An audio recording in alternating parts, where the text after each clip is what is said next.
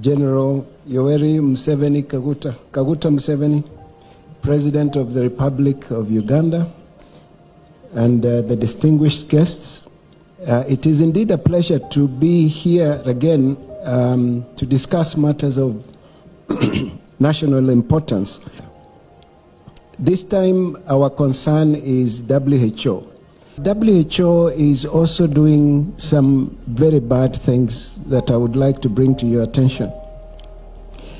We cannot afford to trust WHO anymore, Your Excellency, and I'll just mention a few things that have caused great concern to us.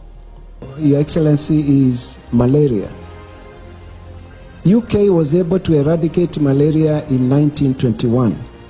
The US was able to eradicate malaria in 1951. And from 1955, WHO has been working on how Africa can eradicate malaria, and up to today, we still haven't been able to eradicate malaria. Worst of all is that they're proposing vaccination of our children against malaria. Yet malaria is a treatable disease.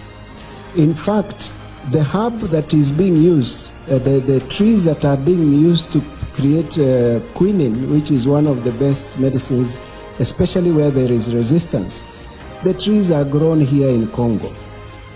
Artemisia afra, Artemisia annua, is a herb that treats malaria just from drinking the tea of the herb. These things are available to us, and with concerted effort, Africa can eradicate malaria without the help of WHO.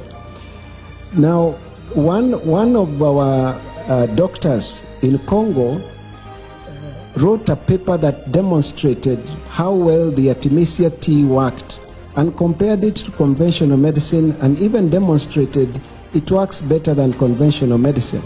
And 2 years later, his paper was pulled out. It was retracted. We do not need a vaccine for our children to treat for malaria. But Dr. Wahome is saying the new international health regulations that they are pushing will make the decisions by WHO binding to all nations, and that is what we must resist. So if they decided that Uganda needs to have this vaccine, then it will ensure that the vaccine is actually given to all the people, because that is their decision, and those are the health regulations that we are saying should not be passed by the health ministers. Now, Dr. Wahome has now rang the alarm bell. I have been proudly promoting 13 vaccines in Uganda. So I thank you for immunizing me against WHO. Also now you have given me a vaccine. Be careful about WHO. A few moments later. The Ministry of Health is introducing the malaria vaccine, that is the R21, into the routine immunization schedule in April 2025 to protect children under 5 years old from severe malaria and death. Priority will be given to 107 districts.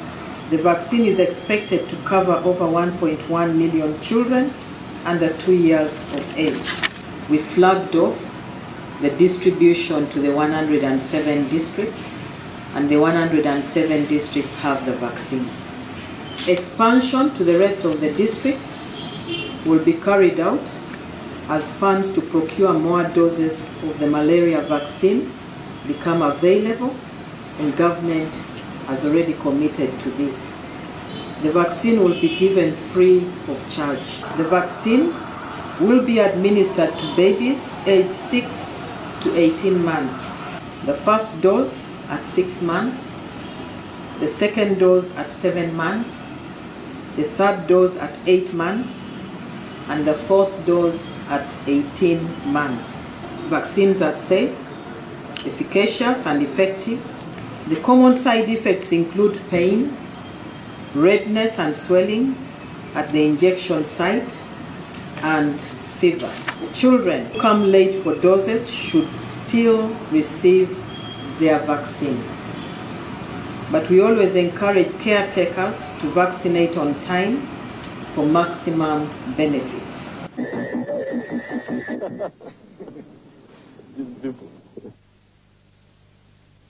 Operation Sim is an unprecedented report by the first Western TV team to investigate the intolerable abuse of Ugandan women and men through rapes by the NRA. For a long time, the NRA government has been killing political opponents by deploying HIV-positive soldiers to rape them. It is the only government which is actively involved in the intentional spread of AIDS at a time when the entire world is struggling to stem the spread of this deadly disease.